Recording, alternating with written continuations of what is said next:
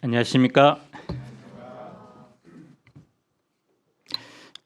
누가복음 1장 69절을 같이 읽어봅시다. 시작.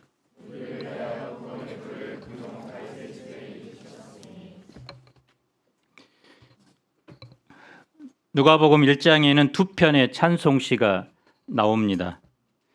마리아르 창가라고 불리는 마그니 피카트, 그리고 사가랴 노래로 불리는 베네딕투스입니다.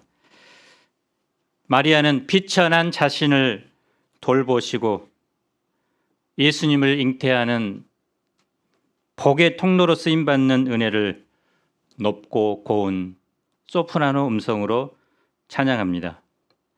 사가랴는 자신과 그 백성을 돌보신 은혜를 낮고 묵직한 바리톤 음성으로 노래합니다. 본문은 사가랴의 찬송시입니다. 하나님께서 우리를 찾아오셔서 하신 일이 무엇일까요? 제1부 세례 요한의 출생 57절을 봅시다. 사내 아이의 우렁찬 울음소리가 울타리 밖을 지나 온 동네에 퍼집니다. 엘리사벳의 출산 과정은 여느 여자들과 다릅니다. 창세기에 나오는 사라처럼 나이가 많아 아이를 가질 수 없는 형편이었습니다. 그런데 하나님의 긍휼로 자녀를 잉태하고 출산합니다. 이웃과 친족들은 아기옷과 기저귀를 선물로 주며 함께 기뻐했습니다. 아기를 안고 기뻐하는 엘리사벳의 웃는 인증 사진이 축하 메시지와 함께 교회 단톡방에 광고가 올라옵니다.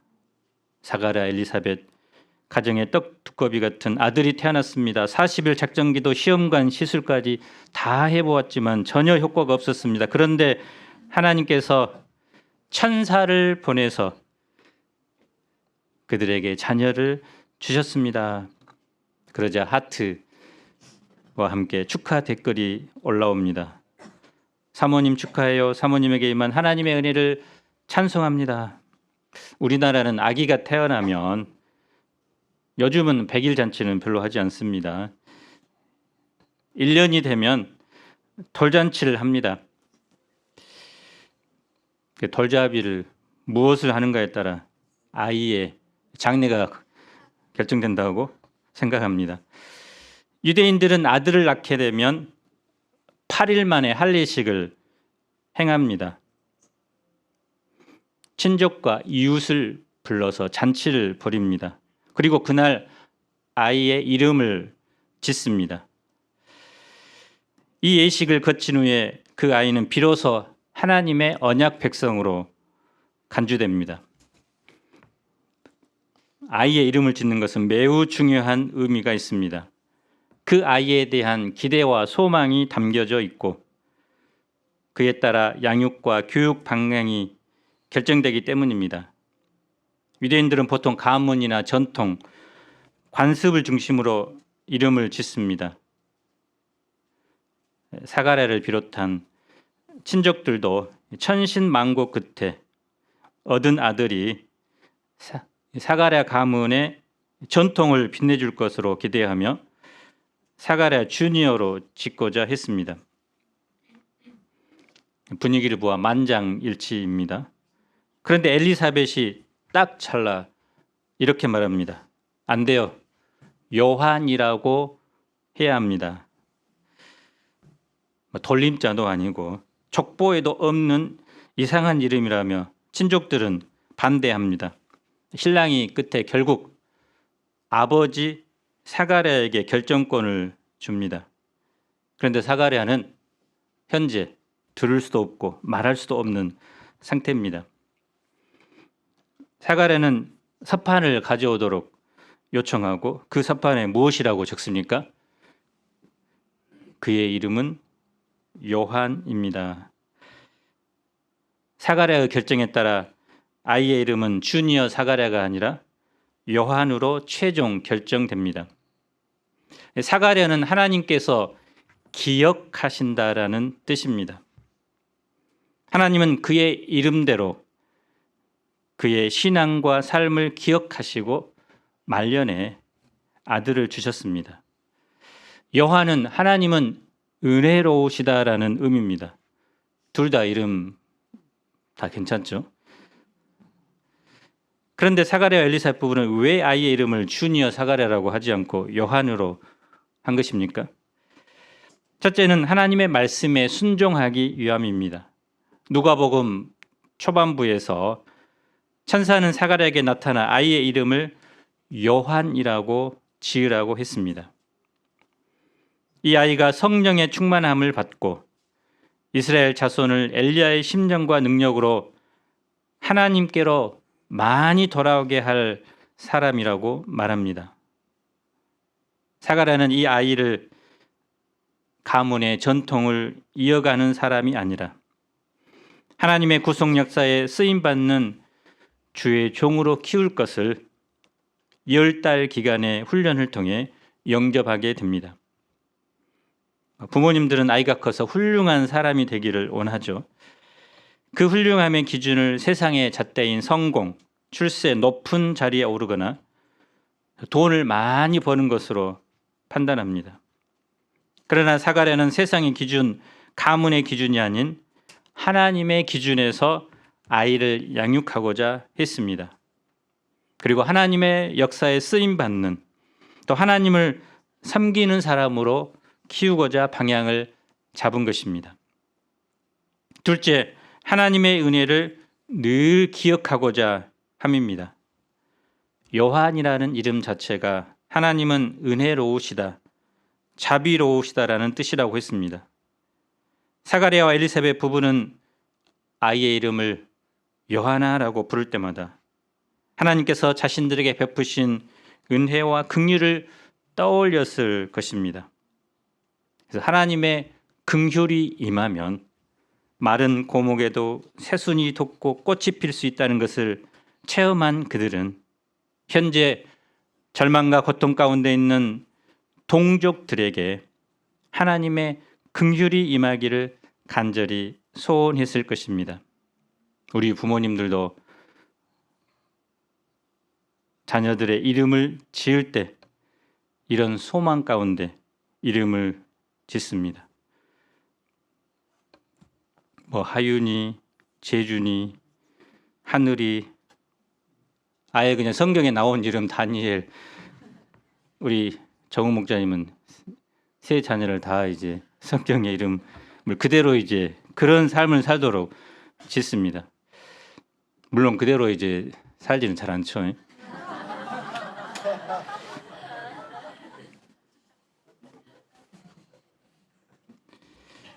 64절을 봅시다. 한번 읽어봅시다. 시작.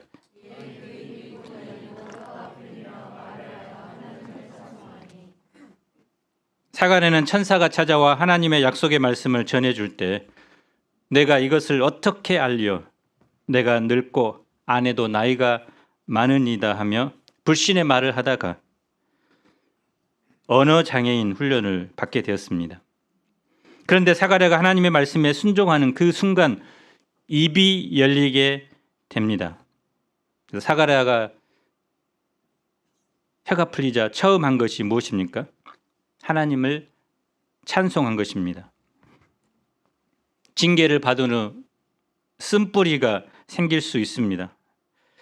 그런데 그가 이렇게 할 수 있었던 것은 이 훈련의 기간 하나님께서 자신에게 주셨던 그 약속의 말씀을 붙들었고 자기에게 찾아오신 하나님의 은혜를 깊이 묵상했기 때문입니다.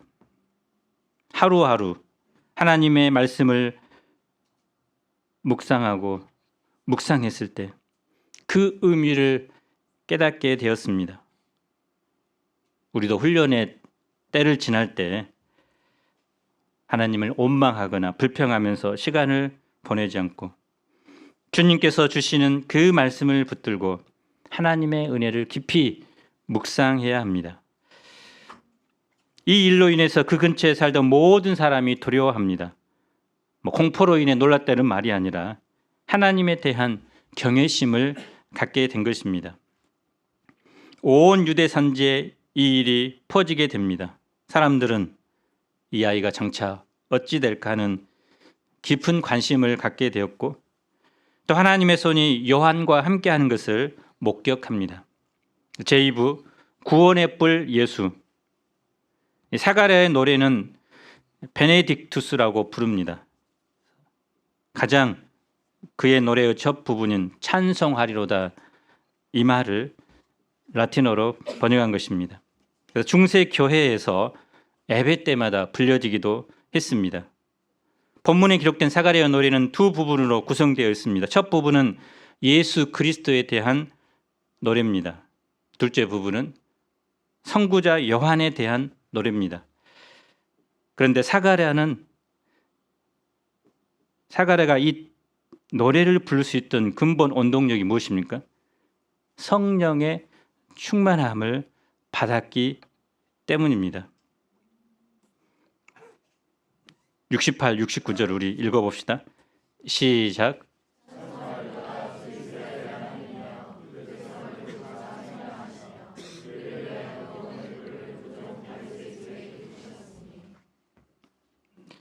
사가랴의 노래는 총 12절로 되어 있는데 자기 아들 요한에 관한 구절은 두 구절이고 나머지 10절은 모두 하나님과 메시아에 대한 이야기입니다.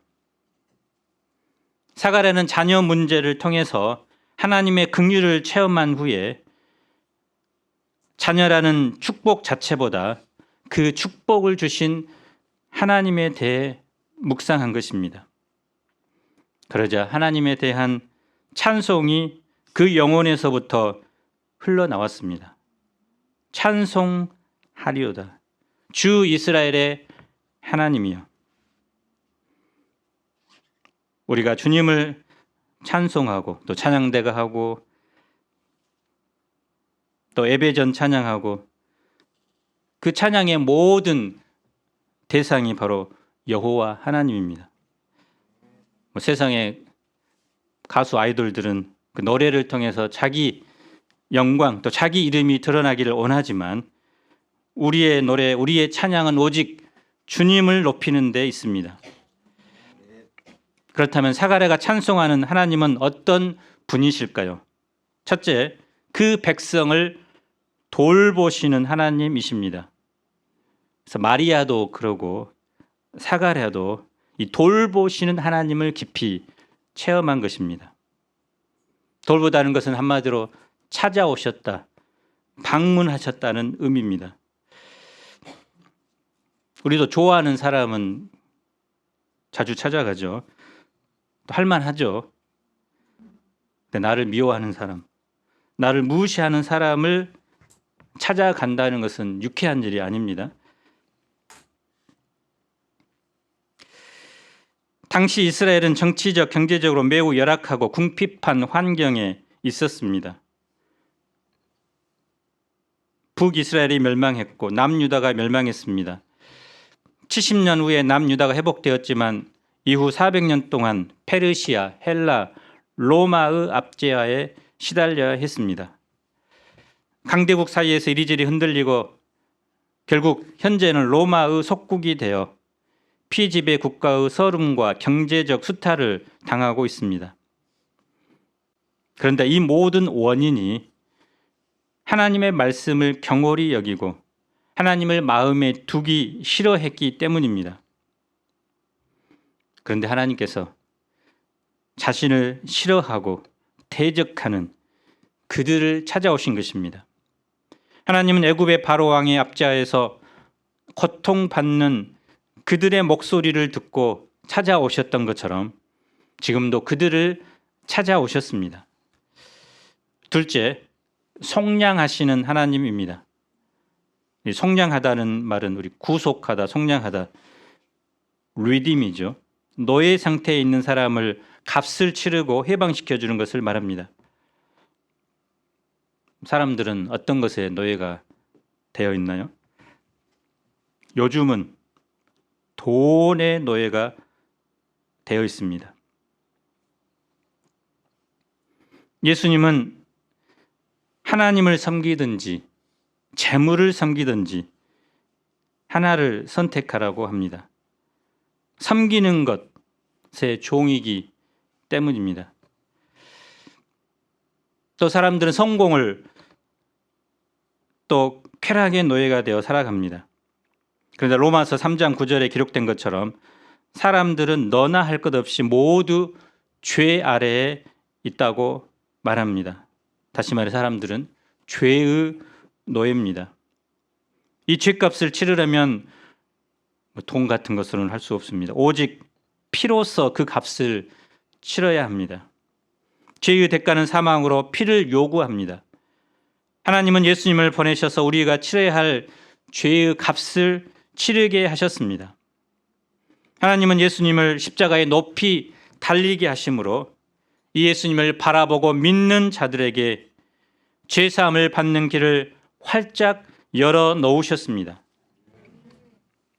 셋째, 우리를 위해 구원의 뿔을 일으키셨습니다. 못된 송아지 엉덩이에 뿔 난다라는 말이 있습니다. 동양권에서는 뿔은 좋은 이미지가 아니죠. 그러나 성경에서의 뿔은 힘과 능력을 상징합니다. 다윗은 하나님께서 자신을 모든 원수와 사울의 손에서 건져주신 날에 여호와 하나님을 찬양하면서 나의 구원의 뿔이라고 노래했습니다. 본문에서 구원의 뿔은 강한 힘과 권세를 가지고 자기 백성을 구원하기 위해 이 땅에 오신 메시아를 의미합니다. 즉 예수님을 가리킵니다. 사가랴는 왜 예수님을 구원의 뿔이라고 했을까요? 이는 구원할 때 힘과 능력이 절대적으로 필요하기 때문입니다. 출애굽 당시 바로 왕은 내 백성을 보내라는 하나님의 말씀을 들은 척도 하지 않았는데 오히려 하나님이 누구 간데 내가 그의 말을 들어야 하는가 하며 우습게 여겼습니다. 그런데 하나님께서 강한 손으로 10번에 걸친 재앙을 내리자 그때야 비로소 항복합니다.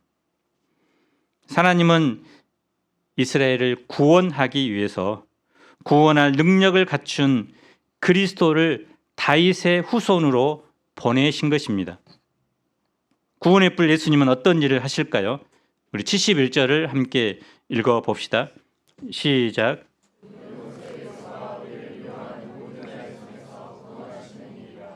여기 원수는 누구죠? 성경에서는 사탄을 가리킵니다. 또 우리를 미워하는 모든 자, 이 사탄의 종노릇하는 사람들입니다. 요한계시록에는 사탄의 모습을 10개의 뿔을 가진 존재로 묘사합니다. 그가 가진 10개의 뿔로 사람들을 찔러대는 것입니다. 미움의 뿔, 이기심의 뿔, 정욕의 뿔, 불평의 뿔, 절망의 뿔, 허무의 뿔로 마구 찌릅니다. 어떤 사람은 사탄이 찌른 정욕의 뿔에 찔려 신음합니다. 이 뿔에 찔리면 내일 기말고사를 앞둔 학생이라도 시험 강의를 보지 않고 음란 동영상에 손이 갑니다. 어떤 사람은 불평의 뿔에 찔려 모든 것에 대해 불평합니다. 먹을 것이 없을 때는 없다고 불평하고 먹을 것이 있을 때는 맛이 없다고 불평합니다. 그러나 사실은 한 가지 뿔에만 찔린 것이 아니라 복합적으로 불평, 절망, 허무 갖가지 뿔에 찔려 삽니다. 사탄이 쏘는 뿔 중에 가장 무서운 뿔은 바로 죄와 죽음의 뿔입니다. 이 뿔에 찔리면 자기 힘으로 도저히 벗어날 수 없습니다. 스페인 하면 어떤 나라로 떠올립니까? 투hu의 나라죠. 역사상 가장 유명한 투hu사가 마놀레트라는 사람이라고 합니다. 그가 얼마나 유명했던지 그가 죽었을 때 스페인 전국이 충격에 빠지고 당시 독재자였던 프랑코는 3일을 애도 기간으로 정하고 또 라디오에서는 조가만 내보내도록 했습니다. 그런데 그 전설의 투사 마놀레트를 쓰러뜨린 소가 이제로인데 이 소는 슈퍼 파워를 가진 소가 아니었다고 합니다. 시력이 약했고요. 그러나 마놀레트는 그 이제로의 뿔에 단 한 번 찔려서 죽게 됩니다. 마놀레트는 엄청난 투사였는데 그래서 몇 번으로 그 소의 급소를 찔러서 주저앉히는 그 능력이 있었습니다. 그래서 그날도 그는 한 소를 무찌르고 두 번째로 이제로와 만나 이제로의 몸에 칼을 거의 자루까지 깊숙이 박았다고 합니다.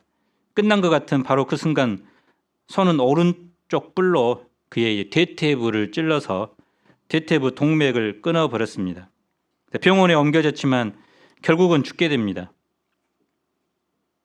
그래서 가장 유명하고 또 실력 있는 투사였지만 또 단 한 번에 뿔에 찔려서 결국 죽게 됩니다.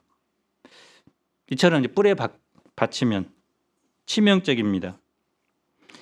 우리의 원수 사탄의 뿔에 찔리면 아무리 강해 보이는 사람도 스스로의 힘으로는 사탄의 공격을 피할 수도 없고 벗어날 수도 없습니다.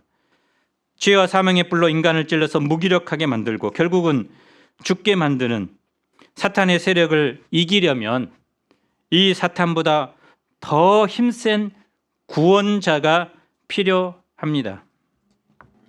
하나님이 보내신 예수 그리스도는 십자가와 부활로 사탄의 권세를 파하셨습니다.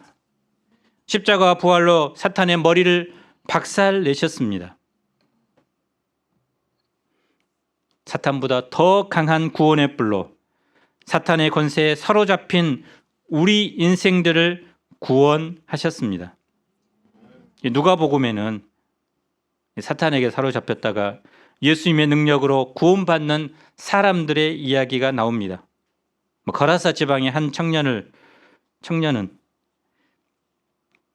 집을 떠나 동네를 떠나 무덤에서 살던 사람입니다. 군대 귀신 들려서 또 예수님이 오셨을 때도 군대 귀신은 그 청년에게서 나가라고 할까봐 벌벌 떨었습니다. 그런데 예수님께서 그 청년에게서 나오라는 그 한마디에 군대 귀신이 청년에게서 나왔습니다. 청년은 어두운 동굴에서 나와 햇살이 비치는 마을로 들어가 정상적인 삶을 살게 됩니다. 또 나인한 성의 한 과부의 아들을 죽게 했던 죽음도 예수님의 말 한마디 앞에서는 군소리도 못하고 죽음도 물러갑니다. 예수님의 한 말씀으로 죽은 청년이 다시 살아나게 되었습니다. 그런데 우리가 구원의 뿔 예수님을 통해 누리게 된 은혜가 한 가지가 더 있습니다. 74, 75절을 읽어봅시다. 시작.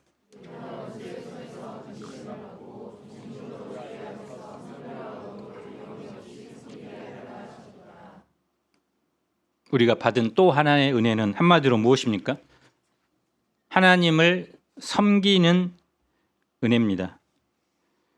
하나님과 교제하는 은혜라고 할 수 있습니다. 죄에서 자유를 얻기 전에는 하나님께 나아가는 것이 두려움이었습니다. 그러나 예수님의 은혜에 하나님께 나아가는 것에 대해 이제 우리는 담대함을 덧입게 되었습니다. 예수님이 주신 죄사함의 은혜 때문입니다. 진정한 행복은 교제하는 삶입니다. 가정이 행복하기 위해서는 사랑의 교제가 있어야 하듯이 우리가 죄사함 받은 이후에 행복한 삶을 살기 위해서는 주님과의 교제하는 삶이 필수적입니다. 영과 진리로 예배하는 삶을 드려야 합니다. 이때 우리 안에 주님과 교제하고 섬기는 기쁨이 충만하게 됩니다. 하나님께서 구원의 뿔 되신 예수님을 보내주신 근거가 무엇일까요? 72절을 읽어봅시다. 시작.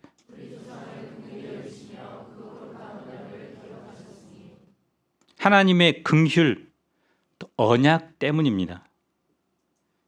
하나님의 긍휼을 삶 가운데 체험한 사가랴는 예수님의 이 땅에 오심이 바로 하나님의 긍휼이라고 합니다. 그래서 다시 한번 이 긍휼을 강조합니다. 78절을 보면 이는 우리 하나님의 긍휼을 인함이라.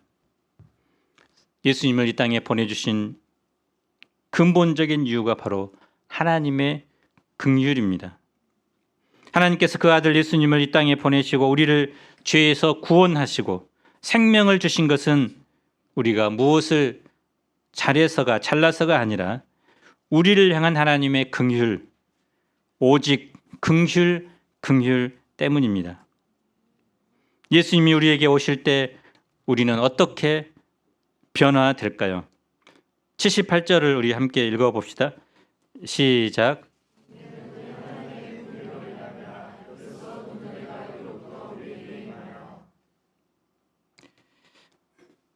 여기 계신 분들 중에 돋는 해를 한 번쯤 보셨죠? 돋는 해는 밑에서 솟아납니까? 위에서 내려옵니까? 본문에는 어떻게 표현되어 있습니까? 위로부터 우리에게 임한다. 꼭 이렇게 표현하죠. 저도 2월에 이집트의 시내산에 올라서 1시에 일어나서 1시 반에 약 2시간 반 정도 시내산에 올라갔는데요. 시내산 사실 2,000m가 넘습니다. 중턱에 이제 호텔이 있어서 이제 가는 거죠. 밑에서부터 가면 엄청 걸리겠죠. 우리 루디아 목자도 올라갈 때 너무 힘들어서 막 고통스러워 했는데 막상 밤을 꼬박 새고 아침에 시내산에 올라 떠오르는 붉은 해를 보고 모든 내면의 불평, 어두움들이 사라졌다고 했습니다. 와 하며 이제 감탄한 적이 있습니다. 우리뿐만 아니라 세계 곳곳에서 사람들이 그것을 보러 왔더라고요. 새가 떠오를 때 그 칠흑 같은 어둠이 일순간에 거치고 온 세상이 환해집니다. 사탄이 쏘는 죄와 죽음의 세력은 우리의 삶에 짙은 그림자를 들이웁니다. 이 어둠의 세력은 우리가 걷고 있는 현재의 길뿐만 아니라 우리가 걸어왔던 길, 또 앞으로 걸어갈 길에도 짙은 그림자를 들이웁니다. 이 어둠의 그림자 안에서 지난 시간은 상처와 고통으로 남게 되고 현재는 불평이 쏟아지고 미래는 희망이 없는 곳이 되어버립니다. 이 그림자 옆에는 늘 두려움과 불안이 따릅니다. 그러나 예수님이 우리 삶에 오시는 날, 돋는 해로 이 땅에 오신 예수님께서 우리 마음에 찬란한 태양으로 떠오를 때 우리에게 깊이 두려워졌던 그림자가 물러가게 됩니다.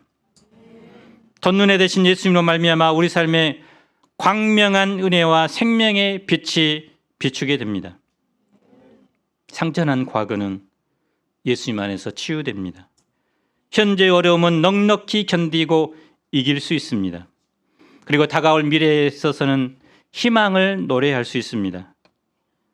예수님이 옆에 계심으로 우리 내면에는 두려움 대신 믿음의 확신이, 불안 대신 평강이 임합니다. 해가 이미 떠올랐습니다. 새벽은 밝았습니다. 어둠의 밤의 시대가 끝났습니다. 새 시대가 시작되었습니다. 찬란한 의의 태양 주님이 이미 오셨습니다. 우리 눈에 보기에는 비록 작은 아이가 태어난 것밖에 보이지 않지만 분명히 이 아이의 출생은 400년간 단절되었던 영적인 암흑기의 마침점이고 하나님의 밝은 빛이 이 세상 가운데 비치기 시작했음을 알리는 시간입니다. 이 돋눈에 대신 예수님을 바라본 말라기 선지자는 400년 전에 그의 선지서 4장 2절에서 이렇게 외쳐 노래합니다. 말라기 4장 2절 읽어봅시다. 시작. 내 이름을 경외하는 너희에게는 공의로운 해가 떠올라서 치료하는 광선을 비추리니 너희가 나가서 외양간에서 나온 송아지 같이 뛰리라. 76, 77절을 봅시다. 함께 읽어봅시다. 시작.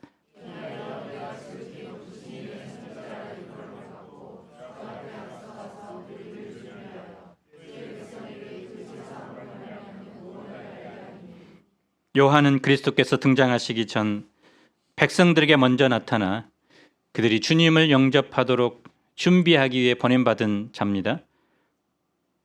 오늘날에도 왕이나 대통령이 어느 나라 도시를 방문하게 되면 그곳을 방문하기 전에 먼저 사절을 보내 준비합니다. 요한이 맡은 사명도 메시아의 사절이 되어 메시아가 가실 길을 먼저 가서 그 길을 준비하는 사명입니다. 그 일을 위해서 6개월 먼저 예수님 앞에 태어났고 또 예수님께서 사람들에게 나타나시기 전에 이스라엘 백성들에게 나타나서 백성들의 마음을 준비합니다. 이를 통해서 세례 요한은 사람들에게 예수님께서 사람이 낳은 자 중에 가장 위대한 자라는 칭찬을 받습니다. 세상에 여러 귀한 일이 있죠. 그러나 사람의 영혼을 살리고 그들을 주님께로 인도하는 것보다 더 귀한 일은 없습니다. 우리도 성탄절 세례 요한과 같이 예수님을 모르는 영혼들에게 예수님이 주시는 죄사함으로 말미암는 구원의 은혜를 전하는 삶을 살아갑시다. 구원의 뿔 돋는 해 되신 예수님을 우리가 먼저 영접하고 이 소식을 주위에게 전하는 성탄절이 되면 좋겠습니다. 기도하겠습니다.